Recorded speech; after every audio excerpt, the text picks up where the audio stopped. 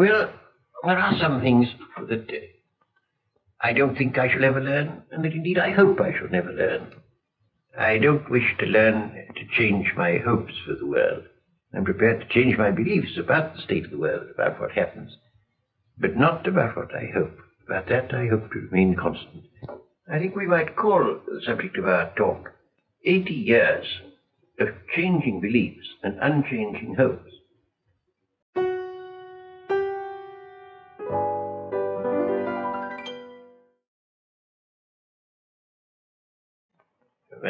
People had a horror of philosophy which interested me, and they would say every time philosophy was mentioned, philosophy is summed up completely in these two questions. What is matter? Never mind. What is mind? No matter. And at about the 60th repetition of this remark, I ceased to be amused by it. When I got to Cambridge, it was a great comfort to me to find people who didn't regard philosophy as absurd. So that I was very, very happy when I first got to Cambridge.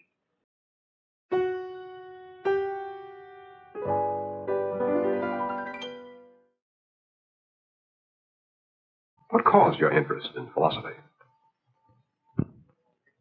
Well, two very different things caused my interest in philosophy.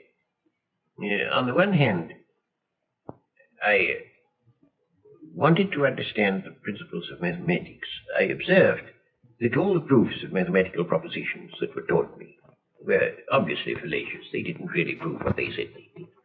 And I wanted to know whether there is any truth in the world that is known. And I thought if there is any, it's probably in mathematics. But it's not in mathematics as I was taught it. And so I tried to find out some truth there. The other thing that made me interested in philosophy was the hope that I might find some basis for religious belief. And did you find it? No, in the mathematical part of my hopes I was fairly satisfied. But in the other part, no, not at all. For a time I found a certain satisfaction in the Platonic eternal world of ideas, which has a sort of religious flavor and gave me a certain satisfaction. But then I came to the conclusion that that was nonsense, and I was left without any satisfaction to that set of my desires. It remained so.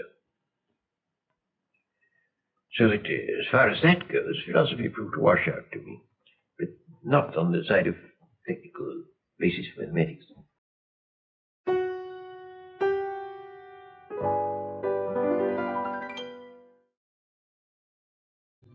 I didn't like the old-fashioned schools for a number of reasons. I didn't altogether like the progressive schools, though in some respects I thought them much better than the older ones. But there were some things about progressive schools, at least about most progressive schools, that I didn't feel were right. I thought they didn't pay enough attention to instruction. It seems to me that in our technically complex world, you can't play any important part unless you have a very considerable amount of actual knowledge. And I don't think that most children will acquire much knowledge unless there is a certain amount of discipline in school. I think that the degree of discipline required for acquiring knowledge ought to be insisted upon, and isn't sufficiently insisted upon in a good many modern schools that I know.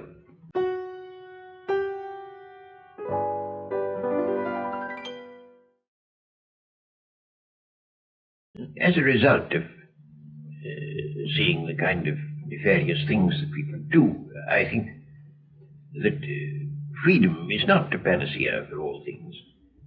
I think there are a good many matters in which freedom should be restrained. Some of them things in which it's not sufficiently restrained at present. In the relations between nations, there ought to be less freedom than there is, I think. And to some degree this applies in modern education too. I think that some progressive schools certainly have more freedom than you ought to have.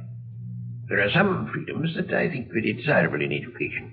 Now, in the old-fashioned school, if a child uses a swear word, it's thought worse than if he commits an unkind action. And that seems to be absurd. I think that clearly the unkind action matters more. And in that sort of way, I don't like the old-fashioned way. I also think that children should be free to explore the facts of life to a degree that they're not when they're brought up in an old-fashioned way.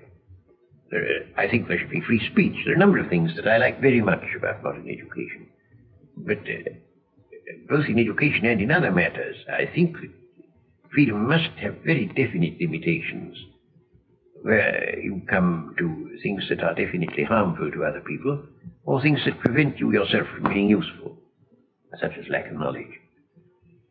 So that there are those respects in which I suppose I should lay less stress on freedom than in former times.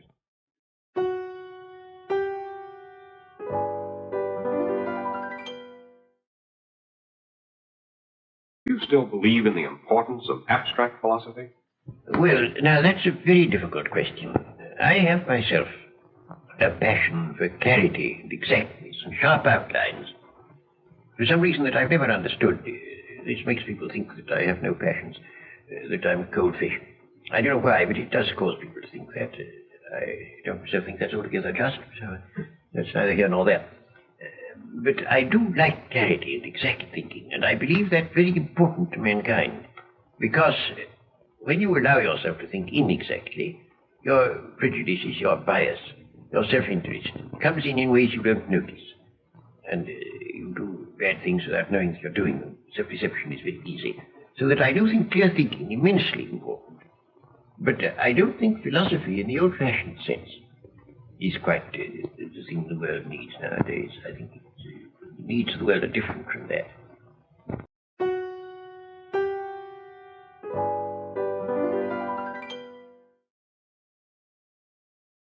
What do you think the world needs to reach a happier state?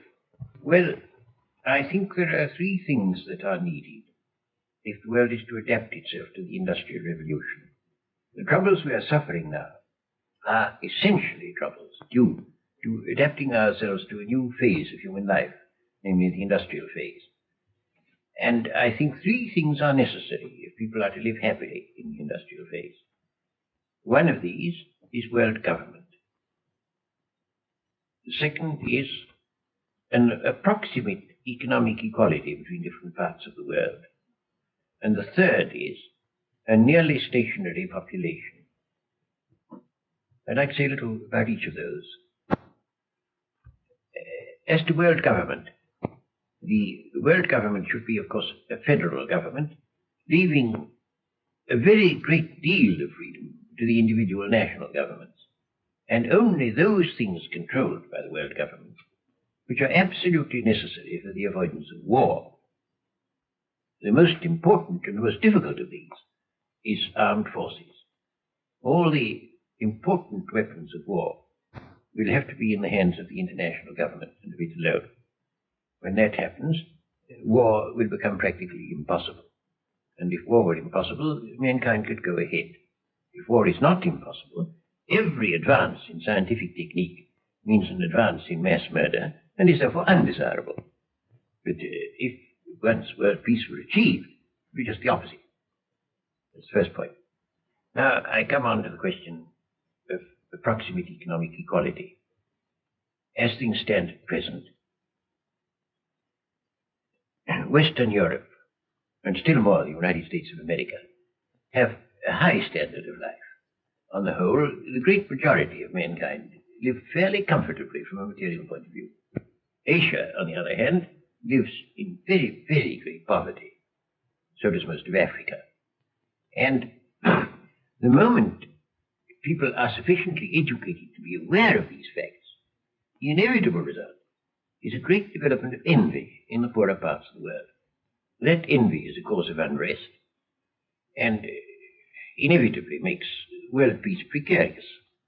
There's only one way of dealing with it, which is to produce approximate economic equality, which of course is a long story, but it can be done. The third point about population is very vital indeed. The food supply of the world tends at present to diminish through the denudation of the soil. It tends, of course, also to increase through various technical advances. But those two about balance, so that on the whole, the food produce of the world does not increase appreciably. Now that means that unless everybody is to be very poor, especially if you have economic equality, unless everybody is to be very poor, there must be not more people to be fed, not many more than there are now. And therefore you've got to get approximate economic equality, approximate equality of population, and approximately stationary population. Otherwise, those parts of the world where the population increases fast We want to go to war with those where it increases slowly.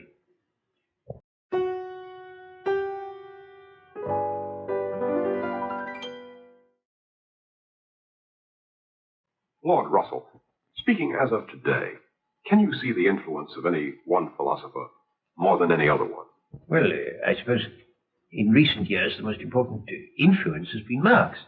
If you can dignify him with the name of philosopher, I should hardly like to dignify him so myself, but I suppose he must count in the list, and he certainly has had more influence than anybody else. For those of us who reject Marx, can you offer any positive philosophy to help us toward a more hopeful future? Well, as to that, you see, I think one of the troubles of the world has been the habit of dogmatically believing something or other. And I think all these matters are full of doubt, and the rational man will not be too sure that he's right. I think that we ought always to entertain our opinions with some measure of doubt. I shouldn't wish people dogmatically to believe any philosophy, not even mine. Not even mine. No, I think we should accept our philosophies with a measure of doubt. What I do think is this, that if a philosophy is to bring happiness, it should be inspired by kindly feeling. Now, Marx is not inspired by kindly feeling.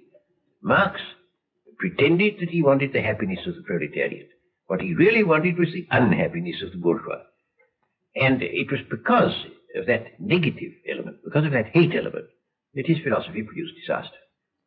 A philosophy which is to do good must be one inspired by kindly feeling and not by unkindly feeling.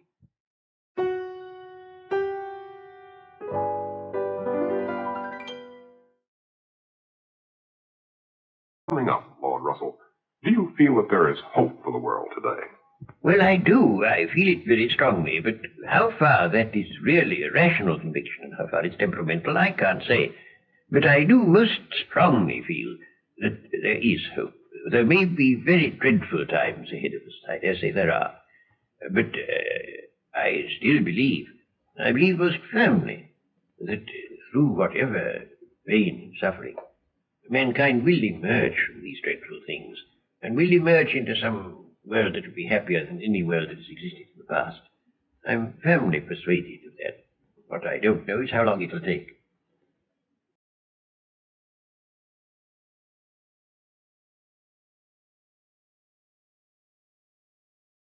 One last question. Suppose, Lord Russell, this film were to be looked at by our descendants, like a Dead Sea Scroll in 1,000 years' time.